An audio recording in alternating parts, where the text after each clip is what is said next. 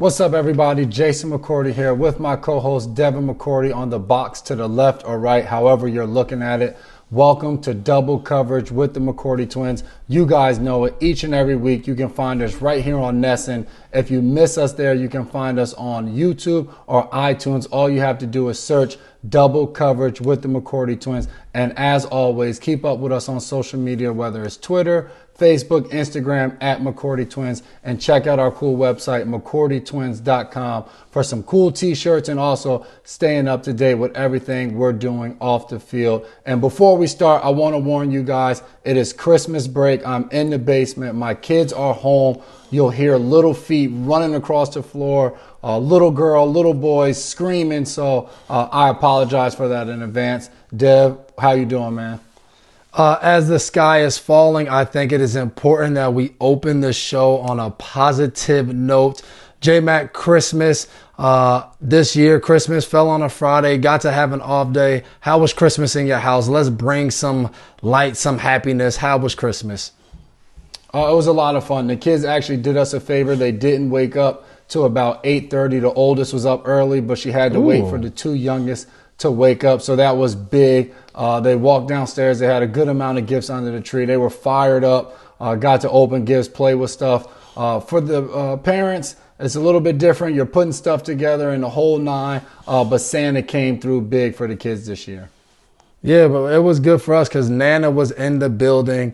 The kids were hyped. My daughter woke up 7 something, and I had to, like you said, I had to make sure I got downstairs before her.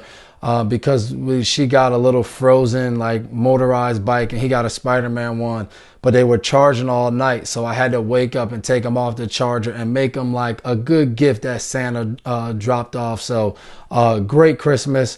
Mom was in town, but J-Mac, please let the people know if they didn't see your Instagram story, you had an awesome elf on the shelf moment with the kids. Please explain how that transpired and how it went down. Yeah, our two elves that visit us this holiday season, Fudge and Flakes, they're pranksters. So before they took off out of here for the holiday time and to go hang out with Santa for the next 300 however many days, they decided to pull a fast one on the kids. They grabbed the kids' iPads. They did a screensaver of a cracked iPad screen. They set up with a hammer right next to the iPads, and they were just hanging out there. Kids come downstairs, fired up, got to see where the elf is on the last day. They go down there, the elf is sitting there. Both elves took both of them to bang that thing into the iPads. Instantly, my middle, Caden, says he's mad, starts crying, takes off upstairs. The oldest starts crying as well. The 3-year-old is so confused. She doesn't know what's going on. We finally broke it down to him that it was just a prank and the elves were just trying to pull a fast one on them. But safe to say, I don't know if they'll be looking forward to the elves coming to visit next year. Shout out Fudge and Flakes. Terrible names, but great elves, I must say. Getting into the game, getting into the downside of the show this week. Just a bad showing out there Monday night. Not a great representation of the organization and the team for this year. Just a bad game for us. Buffalo team that's playing obviously good football really just rolled on us and couldn't really get anything going. Now kind of 3 weeks in a row, just frustrating year as it comes to an end and try to end on a good note, but very disappointed and frustration with everything that's transpired, especially Monday night. Yeah, for sure. I talked about it after the game. As a defense, we didn't do anything well in the game at all, and that's why the result was what it was. And it was about the same on offense for us as well. So like you said, I think for me, as an older guy who's been a part of some pretty bad seasons, it's just frustrating, you know, coming to New England, being a part of a Super Bowl season in 18 and getting to the playoffs last year in 19 for the first 2 times in my career, postseason play, and now this year being a bit of a down year. It's just been, like you said, extremely frustrating. As an older guy, you're trying to continue to push the young guys and try to improve each and every day, and that's all we can do. We got one more opportunity to go out with this group of men to go out there and play football and do something we love. So we got to have a good week of practice and try to just end this thing on a good note. Like you said, what happened Monday night is not the way you want to end the season, no matter what your record is. You want to be able to walk away from it with a little pride about yourselves and finish a lot stronger than we did Monday night. So that'll be the goal this upcoming week as we take on the Jets coming to town. Yeah, and speaking of, downside and not great moments, the Washington football team decides to cut Dwayne Haskins. I believe he was the number 15th or 19th pick last year in the draft, their number one draft pick. Only 2 years in, they have decided to cut him in. I thought it was interesting in a statement from the team. They said they felt like this was best for both parties to go their separate ways. What's your take on this? You cut a quarterback's second year. Obviously, a lot has transpired. He hasn't played particularly well. Other guys have played over him. And then the strip club incident. What's your take on this?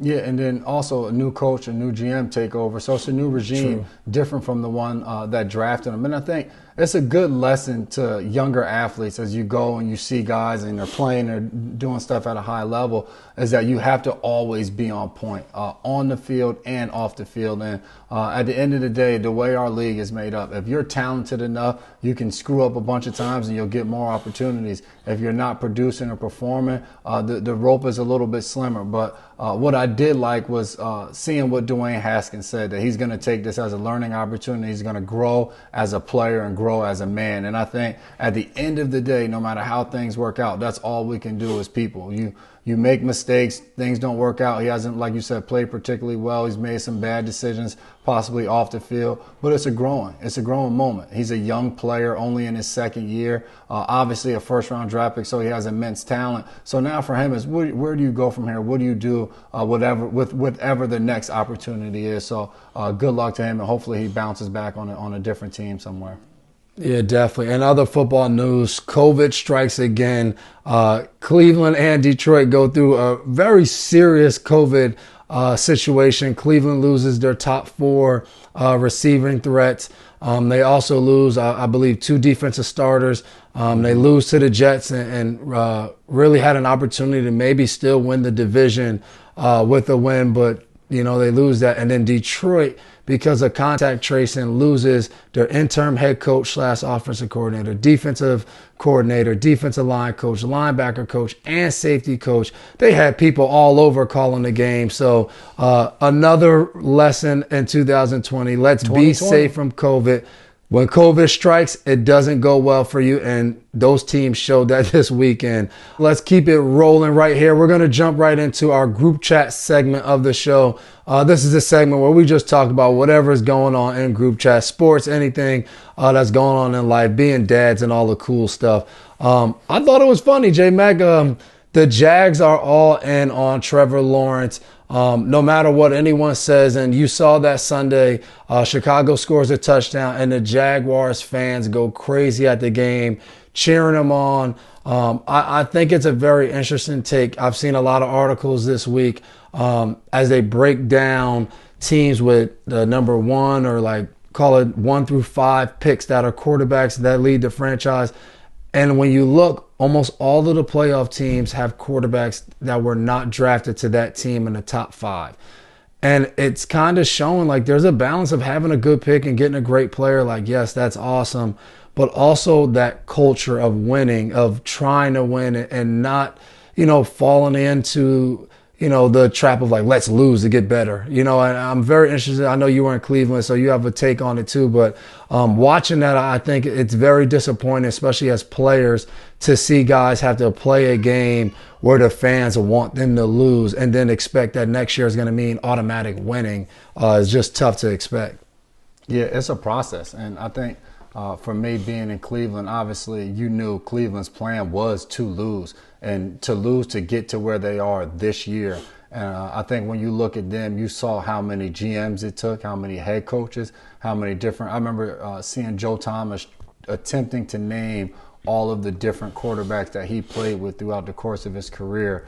So it's definitely, I would call it an adventure. But you feel for the Jaguars players to be out there and your own fans are cheering for the other team to win so you can secure the first pick. But like I said, after our game, you are what you put on film. And when you're losing, as a fan's perspective, they're like, hey, what's the difference of us winning this game or losing this game? The difference is we get Trevor Lawrence, so let's go out there and let's lose this game. But Dev, I got a question for you. Watching the Titans and the Packers game on Sunday Night Football, what is your favorite football memory when it comes to the elements and snow? It doesn't have to be like a pro or college game. Could be young Pop Warner days. What's your favorite football memory when it comes to snow? It's not even Pop Warner. It was growing up, call it like 7, 8, 9, and going outside on the snow day where the snow like was so high that you couldn't really run fast, and all the kids in the neighborhood, snow pants on, big bubble coats on, gloves, and we would just play Kill It Carrier, play different games like that. To me, those were the best memories. Being in the snow came from not being high school level, college, or professional. It was like those pure moments of just playing with your friends in just a patch of grass covered in snow. Yeah, and since you hit favorite, I'll hit my nightmare in the snow was my rookie year playing against the New England Patriots, losing a lot to a little. We won't say the specific score. 59 zip. But for some reason, they had figured out how to run extremely fast in the snow, cut in the snow, all things that being a team that practiced in Nashville all year, we had not figured out, and that was not a fun experience, something that I do not want to relive. So you hit the favorite, I'll hit the worst football moment in the snow of my life, or career, or whatever you want to call it. And speaking of Nashville, former Titan and friend of the show, let's give a big shout out to our guy, Logan Ryan. Signs a 3-year extension with the Giants. We don't always talk about extensions and all that cool things, but when you're a friend of the show, you get a shout out. So shout out former Titan and former Patriot. Logan Ryan finds a new home to stay in Jersey. Jersey boy showing out. And then I thought it was cool. I don't know if you caught this, but Steph Curry at practice shoots 105 threes. I think it was like 5 minutes or something. Hits 105 threes in a row. And head coach Steve Kerr, when asked about it, he choked. He could have hit 106. Hey, that's what the standard is, the standard of excellence. Come on. Steph Curry for his career has continued to define that. I could not imagine what my arm would feel like just shooting 106 three-pointers. But credit to him. I mean, that's what you expect. When you watch the guy run full speed around the court in circles, catch the ball, throw it up extremely quick, and just psh, the ball just continues to go in the net. It's muscle memory, a ton of practice, many hours spent in the gym. You went from contracts to 105 threes. You're speaking numbers. So here's an NFL first. Russell Okung, tackle for the Panthers. He decided for the first time in NFL history to get half of his $13 million salary paid in Bitcoin. I'm not a big finance guy. I don't know what this means for him, why he did it, all of the X's and O's. You guys may have a better idea of why, but this guy's getting paid in Bitcoin. He said it earlier and he got it done. Yeah, Russ said, pay me in Bitcoin, and he went and did it. And like you said, I don't know the difference of him getting it and doing it himself, but let's see if this is a new wave. Guys are really getting into financial literacy. We have a lot of smart guys in this league, and Russell Okung is one of them. So I'll be interested to see how this works out in the future going forward and how it affects the cap and all those different things. And before we go on break, the last big topic I want to get into is J.J. Watt goes out there, press conference at the end of the game, and really airs frustration. Talks about it's tough for the fans and the different people that support them to watch when a team doesn't have guys that come on time, don't want to put the work in. I wasn't a huge fan of this, but I saw his frustration and saw he was just hurting and he's just super frustrated. You know, what'd you think of that, J-Mac? Yeah, it's tough. You know, as a leader, obviously, I'm hoping that he's called guys out privately, or not privately, but within a team atmosphere before going that route. You know, you hate to see things played out in the media, but like you just said, a guy that has achieved a ton of things in his career. They've been a winning team throughout his career for the most part, and a guy that wants to get back to winning. I think that's the frustration that you see when you're losing week after week and you're putting in the work. Man, it's tough. And I know we always talk about for the fans being able, he said it, they're putting their hard work to go in and see those games. They hate to see it as well. So just frustration all around. But Dev, let's get into a little bit of the playoff scenario. A lot going on as week 17 comes to a close in the season. A lot of teams have clinched, but a ton of teams are still in the hunt and have to win in these week 17 matchups. Yeah, we'll just do a quick recap. We don't want to take up too much of your time. If Washington wins, they win the division they are in. Love what the NFL did with the whole Week 17 because the Giants and Cowboys will play earlier in the day, but they will not know if they're in no matter who wins because they have to wait for Washington to play at Sunday night, which is pretty cool. You have Chicago, who's in right now, but Arizona's looking in, and they play the Rams. The Rams win, they're in. Chicago wins, they're in. So I think that wraps up the NFC East. NFC. And the AFC is where there's a lot going on. You have Tennessee, Miami, Baltimore, Cleveland, and Indy, all 10-5. The teams already in. Tennessee, Miami, Baltimore, and Cleveland. If they all win, they're in. But little Colts who have had a great year are now looking for some help to get in. It'll be interesting to see how this works out. Miami plays Buffalo. Does Buffalo play their starters the whole game? We don't know. Does Buffalo mind being a 2 seed or the 3 seed? We don't know. So some key things going on. And, I think a lot of fans will get a great opportunity to watch a lot of games with playoff implications being played at the same time. So teams will not be able to know if they're in or out until after their game is really done. So very heated Sunday to wrap up the season. Without a doubt. Talking about wrapping up the season, if you watch that Sunday night game, to me, it's easy to say Aaron Rodgers is the NFL MVP this season. Would you agree? I mean, yes. Buddy has 44, 45 touchdowns and like 4 or 5 interceptions. Like unheard of. Playing unbelievable football. The number 1 seed in the NFC. They look like they are primed and ready to go for the playoffs. So MVP is always interesting, between all of these quarterbacks who really get all of the credit for all of this. But some quarterbacks have had a great year. Obviously Rodgers, Mahomes, Josh Allen, Russell Wilson, all those guys had a great year. So we'll see how that all works out. Without a doubt. And running backs never get it, but Derrick Henry these last 2 seasons has been very, very impressive. The Packers did a good job slowing him down Sunday night, but just love seeing him in those talks. A guy that's producing at an extremely high level for his team and helping them to really be this playoff and this contender team that they've been the last 2 seasons. Yeah, and I think it's great for them, but more importantly, let's get right into the Dan O'Brien Keeping It Awesome moment of the week.